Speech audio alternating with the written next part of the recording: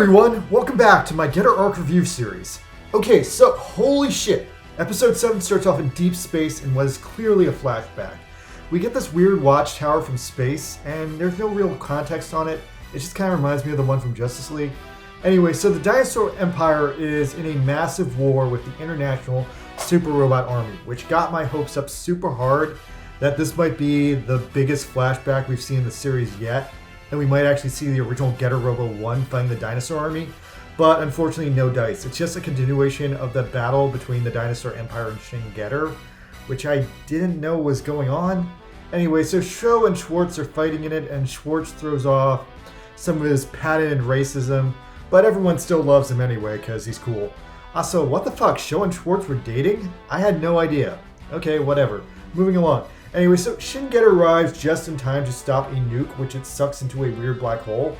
But then shit goes completely off the wall. Shin Getter, turns into this weird abomination and absorbs every dinosaur on the battlefield. It turns into this part human, part dinosaur abomination, and it screams and flies away into space. So Hayato at this point drops down the manga canon that Shin Getter flew off to Mars and disappeared. But otherwise, the Satome lab in present day is still weirded out by Black Shin Getter's arrival trying to piece together the pieces. So, cue the music, and here comes the episode. So this episode is called The Getter Coalition. I thought we were going to get some answers to the hard questions about what was going on with Shin Getter, but it's really more about, I guess the two Getter Robos and the peace treaty between the humans and the Dinosaur Empire.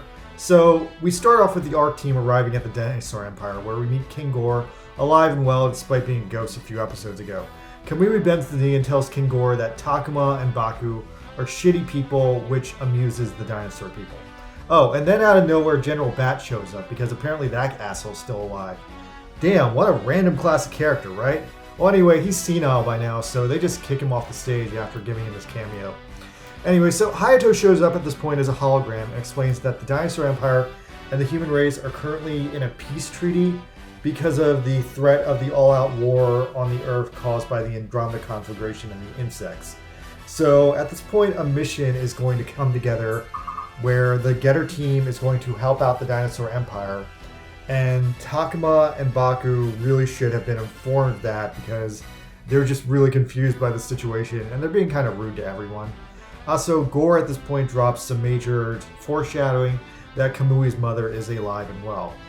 So then we get a hard cut back to the Stelbers from the last episode that are still fighting the insects with Black Getter. Now I thought this was a continuation of the battle from the last episode, but apparently it's just a really similar battle happening in Canada at the same time.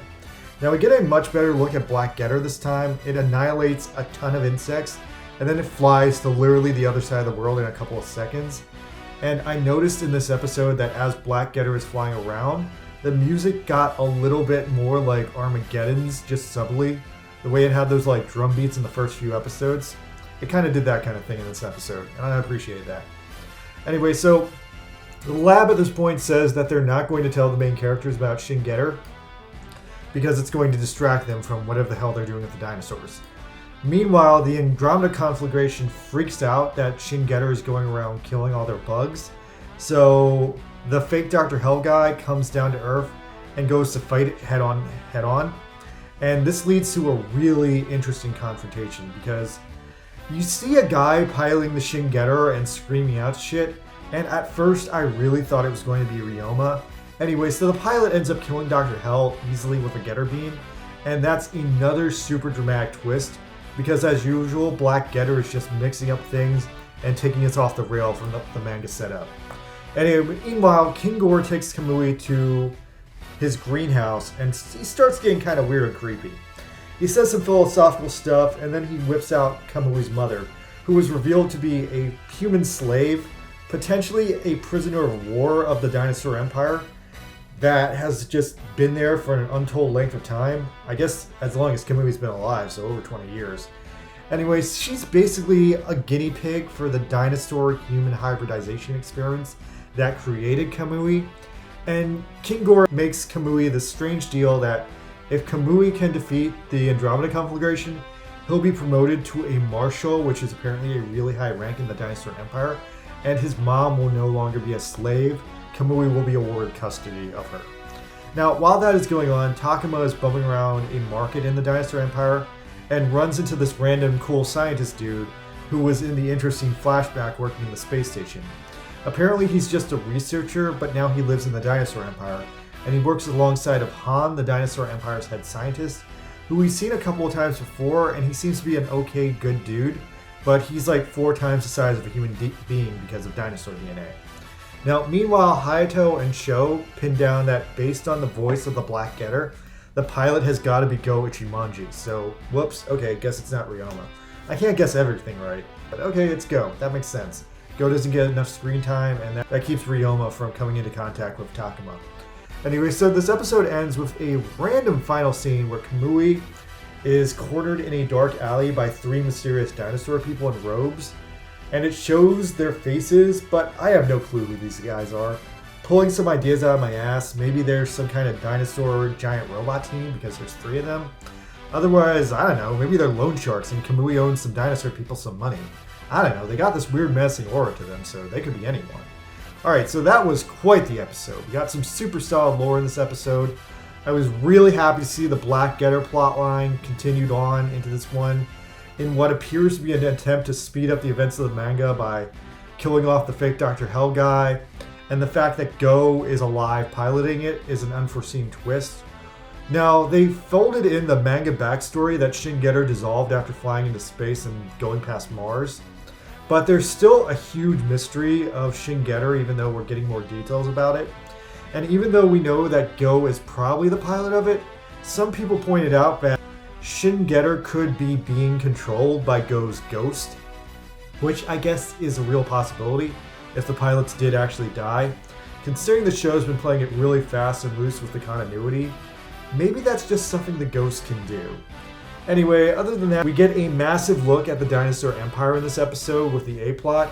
Now, the Dinosaur Empire is kind of weird because it's full of dinosaur people, and because they were only villains before, the society was never really explored in a way that it is in this episode. So since they're at peace with humanity, that brings up a lot of strange possibilities. Like, there seem to be humans working in the Dinosaur Empire, but despite that, they still seem to have human slaves like Kamui's mother. Now, I'm inclined to guess that Kamui's mother is maybe a prisoner of war, but I'm just so intrigued by this concept. Like, do they have a ton of slaves? Did they keep slaves from the previous Getter Wars? Now, it's possible they could have just created human beings via cloning, but I think this is really some kind of twisted livestock situation, which is insane. And on top of that, I can't believe that Kamui's mother is their only human slave, especially because they had such a strange concept of her value. I mean, she's valuable enough that they just don't want to give her to Kamui, even though they're at peace with humans, and Kamui seems to have a very high status already in the Dinosaur Empire. But they're using her in this weird way with Kamui. And it's not even like they're blackmailing him or anything. They're just kind of like, hey, do you want to own your mom? Do a good job and we'll give her to you. It's treated with this very strange unseriousness and unurgency, but it's really crazy. Also, I might as well touch on the fact that Gore also says Kamui's mom is a breeding experiment guinea pig, which is totally like some nightmare fuel right there. Now, I don't know where this plot hole is going to go or if they're ever going to fill it, but that just puts so many things on the table. So it could involve gross dinosaur sex or some horrible Mewtwo-esque cloning bullshit. We don't really know, like, are there eggs involved? It's a massive, massive mindfuck. So yeah, this episode was really, really interesting. Way less action, but heavy world building. So in terms of points, 1 for General Bat, who had a fun cameo, even though he was senile. 1 for that awesome flashback at the start of the episode with Shin Getter fighting the Dinosaur Empire and going nuts. 1 for just the general exploration of the Dinosaur Empire as a society, which we've never had before in a Getter series. 1 for that huge mindfuck with Kamui's mom being a human guinea pig. 1 for Black Getter doing all its crazy shit and killing that fake Dr. Hell dude, like, effortlessly. And 1 for the hard reveal from Hayato that Go Ichimonji is likely the piloted Black Shin Getter, unless he's actually dead. So yeah, this episode gets a solid 6, which makes sense on the scale we're at now. Now, the lore and the cameos were very cool, but the low action, aside from what they did with Black Getter, made this episode kind of just a Fast and Furious plot dump. But this episode felt good because it felt like a major bridge between the huge Black Getter reveal from the last episode and whatever the hell is coming next.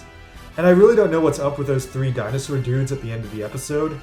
I just don't know who they are, so I got no clue. In the meantime, I'm still distracted by my thoughts on Kamui's mom being a dinosaur sex slave.